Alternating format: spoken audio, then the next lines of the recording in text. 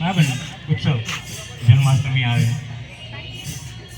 ગણેશ ઉત્સવ આવે, નવરાત્રિ આવે, તેમ આ મારુતિ ધામ પરિવાર આપણા બધા માટે 14મી એપ્રિલ વધારેનો ઉત્સવ છે. તો એની ઇંતજારી આપણે કરીએ છીએ. તો વધારે સમય નહીં લેતા પૂજ્ય બાપુને ગણેશ ઉત્સવ માટે જરૂરી રૂપરેખા આપી એ માટે બાપુનો આગ્રહ. જય શ્રી રામ.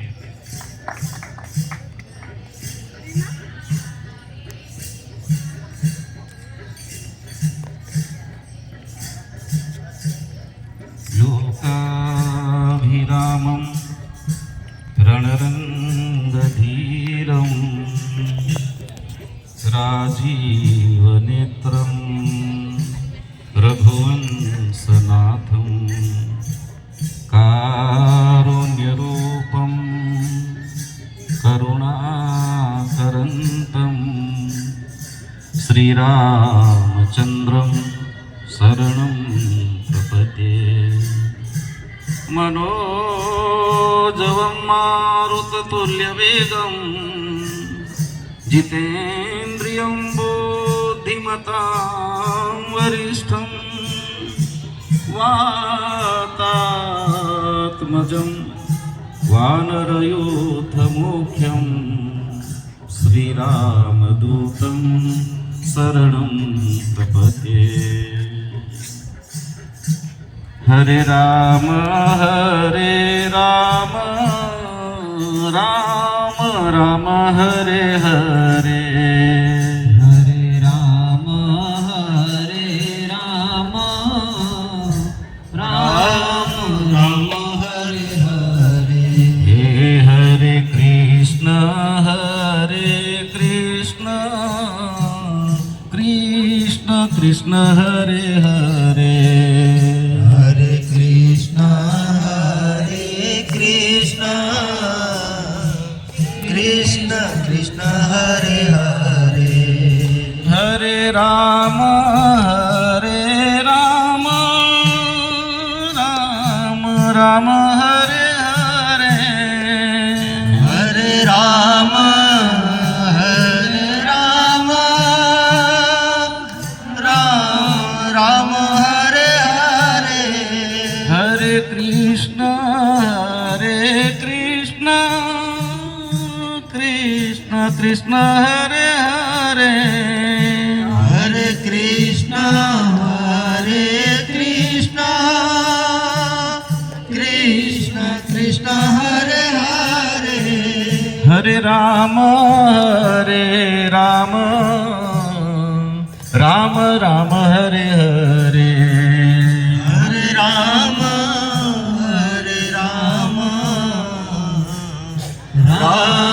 राम हरे हरे. हरे कृष्ण कृष्ण कृष्ण हरे हरे. हरे कृष्ण कृष्ण कृष्ण हरे हरे. हरे राम राम हरे हरे. हरे राम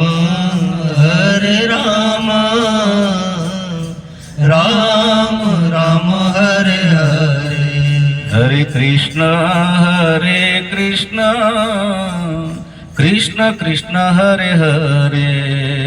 हरे कृष्ण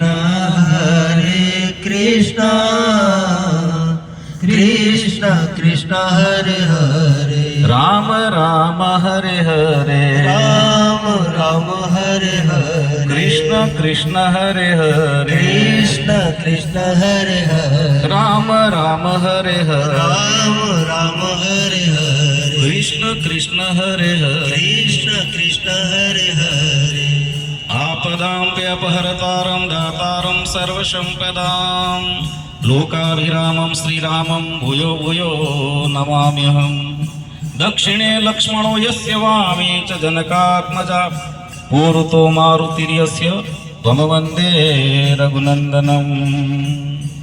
वसुदेवसुतं देवं कंसचाणूरमर्दनं देवकी परमानन्दं कृष्णं वन्दे जगद्गुरुं सच्चिदानन्दरूपाय विश्वोत्पत्त्यादिहेतवे तापत्रय विनाशाय श्रीकृष्णाय वयं नमः। नमोस्तवनन्ताय सहस्रमूर्तये सहस्रपादाक्षिशिरोरुबाहवे सहस्रनामने पुरुषाय शाश्वते सहस्रकोटियोगधारिणे नमो नमः। पवनसुत हनुमान की जय। આ સ્થાનના સમ્રાટ આપણા સૌના હૃદય સમ્રાટ પણ એવા હનુમાન દાદાના ચરણોમાં પ્રણામ કરી કે જેના આશ્રયમાં જેની જ કૃપાથી આપણે કાયમ સતત સારા કાર્ય માટે ભેગા થતા રહ્યા છે, સત્કાર્ય માટે ભેગા થતા રહ્યા છે. એવી નિરંતર કૃપા એમની આપણા સૌના ઉપર છે. તેમને વંદન કરી અને આજના કાર્યના હેતુને આગળ વધારીએ. તો હનુમાન દાદાની જ કૃપાથી કીર્તન ચાલી રહ્યું છે, અખંડ સંકીર્તન. હરે રામ રામ રામ હરે હરે, હરે કૃષ્ણ કૃષ્ણ કૃષ્ણ હરે હરે. બિલકુલ 14 એપ્રિલ 2000ની સાલમાં સવારે 10:15 કલાકે કીર્તનનો પ્રારંભ થયેલો અને ત્યારથી આ કીર્તન અવિરત ચાલી રહ્યું છે. કોઈ પણ કાર્ય આમને ચાલતું નથી. માનવીય પ્રયાસો ઘણા બધા હોય છે, 100% કરતા 1000% પ્રયાસો હોય છે, પણ છતાં જ્યાં સુધી ઈશ્વર કૃપા નથી કરતો અથવા તો ઈશ્વર ઈચ્છિત નથી હોતું ત્યાં સુધી જે તે કાર્ય ચાલી શકતું નથી, થઈ શકતું નથી. તો સતત 25 વર્ષથી અખંડ ભગવાનનું નામ લેવાય અને થઈ શકે એ એની ઈચ્છા હોય તો જ શક્ય બની શકે. તો આ રીતે સંપૂર્ણ એની કૃપાથી અને એમની જ ઈચ્છાથી ચાલી રહેલું આ સત્કાર્ય, જેમાં આપણે બધા સદભાગી બની રહ્યા છીએ. કડીકાળમાં એમ કહેવાય છે કે આપણે બધા જાણીએ છીએ કે ભગવાનના નામનો ખૂબ મહિમા છે. ઘણા બધા સત્સંગો થાય છે, કેટલીય કથાઓ થાય છે. તો સત્સંગ શ્રેષ્ઠ કહેવાય છે આ જીવનમાં, પણ સૌથી શ્રેષ્ઠ સત્સંગ જો કોઈ કહેવાય તો એ ભગવાનનું નામ છે. પછી કોઈ પણ નામ હોય, રામ હોય, શિવ, કૃષ્ણ, મા, જગદંબા, અંબા, કાલિકા, કોઈ પણ નામ, એ ભગવાનનું નામ એ સૌથી શ્રેષ્ઠ સત્સંગ છે એમ કહેવાય છે. એમાં કોઈ ભેળસેળ નથી, નિર્ભેળ એવો આ સત્સંગ, ભગવાનનું નામ. તો જેનો લાભ આ રીતે આપણને અવિરત હનુમાન દાદાની કૃપાથી પ્રાપ્ત થઈ રહ્યો છે. અને એ બિલકુલ 25 વર્ષ 14મી એપ્રિલે 10:15 કલાકે પૂરા કરશે અને 26મા વર્ષમાં પ્રવેશ કરશે. અને આપણે ત્યાં એક નિયમ છે કે કોઈ પણ કાર્ય 25 નાક સાથે આવે એટલે એને સુવર્ણ રજત જયંતિ તરીકે એને આપણે ઓળખતા હોય છે. અને આ રીતે સિલ્વર જુબિલી જે કહેવાય એવું વર્ષ, એવી સાલગીરી આપણને આ વખતે પ્રાપ્ત થઈ રહી છે. તો એ ક્ષણને, એ સમયને વધારે યાદગાર બનાવવા માટે, વધારે શાનદાર બનાવવા માટે, દિવ્ય અને ભવ્ય બનાવવા માટે શું કરવું જોઈએ, હનુમાન દાદાની પ્રેરણા શું છે અને આપણે શું કરી શકીએ, એનું મંથન કરવા માટે, એની ચર્ચા અને વિચારણા કરવા માટે આપણે બધા અહીંયા ભેગા થયા છે. ચર્ચા હતી જ, આપણે ઘણા વખતથી ચર્ચા કરતા હતા કે આપણે એક સાલગીરીનો ઉત્સવ શાનદાર રીતે ઉજવીશું, મનાવીશું. તો બધાની પ્રતીક્ષા હતી કે કેમ, શું વાત શું છે, કેમ વિલંબ કેમ થઈ રહ્યો છે, વાત શું છે, કંઈ દેખાતું નથી ચિત્ર. આવી થોડીક મનમાં બધાને એક પ્રતીક્ષા હતી. તો આજ થોડાક 29 તારીખે સાંજે, મોડી સાંજે આપણે એક મેસેજ પોસ્ટ કરેલો કે 30મી માર્ચથી, એટલે કે ચૈત્ર સુદ એકમ નવરાત્ર શરૂ થયેલું ત્યારથી આપણા આ સાલગીરીનો પ્રથમ તબક્કો આપણે શરૂ કરીએ છીએ. અને એમાં એક આહવાન હતું કે આપણું જે મૂળ પહેલો તબક્કો હતો કે આપણું જે કાર્ય ચાલે છે એમાં બધા આપણે સંલગ્ન થઈએ. કારણ કે કોઈ પણ કાર્યમાં ત્યારે જ આપણને મજા આવે કે જે કાર્ય ચાલતો હોય એમાં આપણે ઓતપ્રોત બનીએ, ઊંડા ઉતરીએ. અને એમાં ઓતપ્રોત નહીં થઈએ ત્યાં સુધી એ કાર્યના સાથે આપણો લગાવ એટલો જોડાતો નથી. એટલા માટે આ પહેલો તબક્કો આપણે થોડો આ રીતે રાખ્યો છે. હજુ ચાલુ છે આ તબક્કો. એ પહેલો તબક્કો બરાબર આપણે 13 તારીખે પૂરો કરીશું. હજુ આપણો સમય છે 13 તારીખે, એટલે આવતા રવિવાર સુધી આ તબક્કો ચાલવાનો છે. તો જે કાર્યને લઈને આપણે રજત જયંતિ ઉજવવાના છે તો એ કાર્ય મૂળ એનું જે હાર્દ છે એમાં જ્યાં સુધી આપણે સંલગ્ન નહીં થઈ શકે ત્યાં સુધી એમાં આપણું એટેચમેન્ટ આવે નહીં, થાય હવે, થશે હવે, હશે હવે, એવું થયા કરે આપણને. તો અહીંયા આવીએ, જોડાઈએ, બેસીએ, ગાઈએ, મૂળ વસ્તુને આપણે પકડીએ તો જ પછી એ ઉત્સવની મજા આવે. મૂળ આ હેતુ હતો. તો આ રીતે પહેલો તબક્કો અત્યારે રનિંગ છે. મૂળ બીજો તબક્કો એવો છે કે બીજા તબક્કામાં આપણે જે સિલ્વર જુબિલી મતલબ કે 25મી સાલગીરી રજત જયંતિ, તો 25મી સાલગીરી જ્યારે ઉજવવાનો હતો ત્યારે એને જે દિવ્ય ભવ્ય અને શાનદાર બનાવી હોય તો આપણે એના માટે મંથન ચોક્કસ કરવું જોઈએ. ભગવાનની શું પ્રેરણા છે એ મેળવવી જોઈએ. સાથે બધાએ દિલ ખોલીને એ દિશામાં નક્કી કર્યા પછી લક્ષ્ય બનાવીને એમાં આપણે કાર્યરત થવું પડે તો આપણે ચોક્કસ એ કાર્યને વધારે ભવ્ય અને દિવ્ય બનાવી શકીશું. તો એટલા માટે આપણે મંથન કરવા માટે બેઠા છીએ. હવે મારી પાસે જે પ્રાથમિક આનું સ્વરૂપ છે, ઇમેજ છે, તો 25મી સાલગીરી છે એટલે કોઈ એમ વિચારતો હશે કે 2 દિવસમાં કરી લઈશું, 5 દિવસમાં કરી લઈશું, 7 દિવસમાં કરી લઈશું. તો મારા મનની થીમ એવી છે કે થાય ટૂંકા ટાઈમ માટે પણ બધું કરી શકાય, થઈ શકે, પણ જ્યારે આ અખંડ ચાલે છે તો અખંડ ચાલતું કાર્ય એ તો અખંડ ચાલતું રહેવાનું છે. એમાં આપણે જોડાઈશું, એ મૂળ સાલગીરી છે. કીર્તન ગાવા બેસતા રહીશું અને એ કીર્તન ચલાવવા માટે ગાવા બેસવાનું છે એવી રીતે નહીં, પણ મારે પોતાને એમાં બેસીને મારે પોતાને લાભાન્વિત કરવો છે. મારે પોતે એમાં જોડાઈને પોતે લાભ મેળવવો છે. એવા ભાવ સાથે જ્યારે આપણે જોડાઈએ તો એ મૂળ પહેલું કામ છે આપણું. તો આ રીતે આપણે સતત એમાં સંલગ્ન રહેવાનું. એક તો સંકલ્પ કરવાનો, મનમાં એવું નક્કી કરવાનું, પાકું કરવાનું, અને હનુમાન દાદા કૃપા કરશે તો જ આ થઈ શકશે પાછું પાકું. ઘણા બધા આપણે આમાં કરતા જ રહ્યા છે, પણ થોડુંક એવું લાગે કે આ શું ગાયા કરવાનું સતત, આ શું છે. પણ મેં કીધું તેમ આપણે જે મોરારી બાપુની કથા સાંભળે, બીજું બધું સાંભળીએ. મોરારી બાપુની કથામાં કહેતા હોય છે કે કથાઓ તો કહેવા માટે કહેવાની હોય છે, બહુ સુંદર આનંદ આવે એમાં. દૂસરી રતિમાં કથા પ્રસંગા ભક્તિની આ બીજી પદ્ધતિ છે, બીજો પ્રકાર છે. પણ છતાં સૌથી જો કોઈ વિશેષ હોય તો જે આખું વૃક્ષ હોય, વૃક્ષના મૂળ હોય, થડ હોય, પાન હોય, ડાળ હોય, પછી એમાં ફૂલ આવે અને પછી ફળ આવે, આ બધું ઠીક, પણ ફળનો જે રસ છે એનો અંતિમ નિચોડ છે આખો. તેમ આખી બધી કથાઓ, બધા ચરિત્રો, બધી જ વસ્તુઓ, બધા સત્કર્મ, એનો જો કોઈ નિચોડ હોય તો નિચોડ એ ભગવાનનું નામ. અને આ આપણા બધા જ મહાપુરુષો, મીરાબાઈથી લઈને નરસિંહ મહેતાથી લઈને સંત નાનક, તુકારામ, બધા જ મહાપુરુષે એક અવાજે કીધું છે કે બસ ભગવાનનું નામ અંતિમ છે, અર્ક છે, શ્રેષ્ઠ છે. અને કળીકાળમાં તો ખાસ તો એ અવસર આપણને પ્રાપ્ત થયેલો છે. નાની સૂની વસ્તુ નથી. આપણે એમાં જો ગંભીર થઈ અને વિચારી ચિંતન કરતા જઈએ તો એની મહત્તા અને મૂલ્યાંકન આપણને ખબર પડે. તો આ અવસર આપણી પાસે છે અને 25 વર્ષ પૂરા કરીને 26મા વર્ષમાં પ્રવેશ રહ્યા છે આપણે 14મી એપ્રિલે.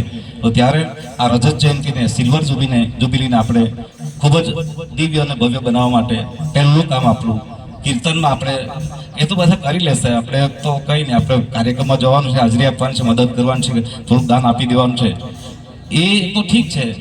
એવું પણ છે કે આપણે પોતાના ઘરમાં તો ભક્તિ કરી લેતા જ હોય છે, એટલે એક વાત એ પણ સંતોષ આપણને હોય કે હું તો મારી રીતે કરતો રહું છું. પણ છતાં આ અખંડ કીર્તન છે, મોટું મહાઅનુષ્ઠાન છે. મહાઅનુષ્ઠાનમાં આપણે સહભાગી બનીએ અને આપણે પોતે એમાં વિશેષ લાભ પ્રાપ્ત કરવાનો છે. સાર્વજનિક જાહેર હિતનો, બહુજન હિતાય બહુજન લાભાય, એવા હેતુથી આ કીર્તન ચાલે છે.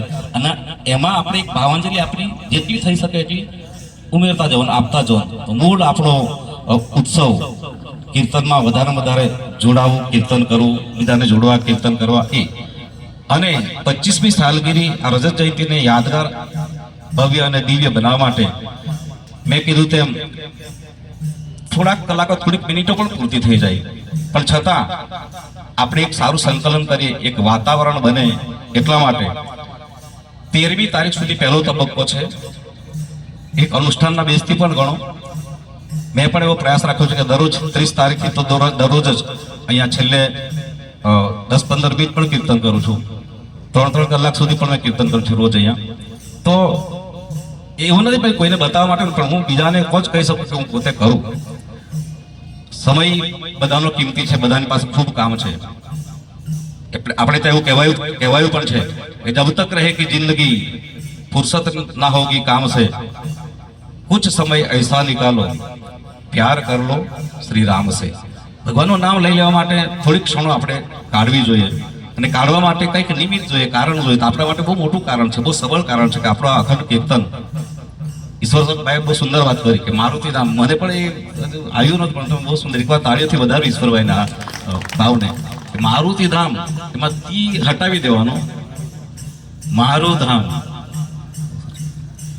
જ્યાં સુધી મારાપણાનો ભાવ નહીં આવે ત્યાં સુધી એમ જ લાગે પરાયું લાગે. અગર થોડુંક જરાક આપણે એમાં ડિસ્ટન્સ રહ્યા કરે થાય ઠીક, આપણે અમુક કરીને પછી હટી જવાનું, પૂરું થઈ જાય, આપણું છટકી જવાનું, બસ એવું થોડોક ભાવ રહે. પણ જ્યારે પોતાનો મારાપણાનો ભાવ જાગે તો ત્યારે આપણે આપણું જે શ્રેષ્ઠ અને બેસ્ટ હોય, મેક્સિમમ હોય તે આપવાનો પ્રયાસ કરીએ. ચોક્કસ આ વસ્તુ છે. એટલા માટે આ ભાવ પાકો થાય. હનુમાન દાદાની પ્રાર્થના કરું કે બસ બધાને જ આ ભાવ પાકો થાય કે મારું ધામ, મારું ધામ, મારું કીર્તન, મારું સ્મરણ, મારું ભજન, તો એ ભાવ પાકો થઈ જાય. તો આ 25મી સાલગીરી મારું જે ચિત્ર છે તેમાં 13મી તારીખ સુધી પ્રથમ તબક્કો ચાલે છે. એમાં 12 તારીખે હનુમાન જયંતિ આવે છે. તો હનુમાન જયંતિ પણ અહીંયા ઉત્સવ તો રહેવાનો છે, પણ એ દર વર્ષ જેમ કરતા હોય છે તે રીતે કરીશું. થોડુંક વિશેષ કરવાનો પ્રયાસ કરીશું. વચ્ચે 13 તારીખે પહેલો તબક્કો આપણો જે ચાલે છે, છેલ્લો દિવસ હશે એનો. 14 તારીખ એ મૂળ આપણી સાલગીરીની તારીખ છે. 14મી એપ્રિલે આપણે ધજાનું આરોહણ કરતા આવ્યા છે. ધજાનું આરોહણ થશે અને વિશેષ કઈ કાર્યક્રમ ચર્ચા કરીશું અત્યારે તે પ્રમાણે કરીશું એ દિવસે. પણ મૂળ આપણી જે રજત જયંતિ છે એ 15 તારીખથી શરૂ થાય છે અને 15 તારીખથી શરૂ થાય છે અને બિલકુલ 25 દિવસ સુધી ચાલશે. બરાબર. 15મી એપ્રિલથી 9મી મે 25મો દિવસ આવે. હવે એમાં કરવું શું છે તે આપણે નક્કી કરવાનું છે, વિચારવાનું છે. બાકી હું મક્કમ છું કે 25 દિવસ આપણે કરવાનું. કાર્યક્રમનું સ્વરૂપ શું કરીએ એ આપણે વિચારીએ છીએ, અત્યારે મંથન કરીએ છીએ. બધાને ટેન્શન આવવાનું છે કે આ શું લઈને બેઠા, આટલો લાંબો સમય કોની પાસે છે. સમય જ કાઢવાની વાત કરું છું. એમ તો કોઈ સમય કાઢવાનો નથી, પણ કાર્યક્રમના નિમિત્તથી આપણે સમય કાઢીશું. તો મારી પાસે જે થીમ છે એમાં 25 દિવસની થીમ એ રીતે મેં રાખી છે.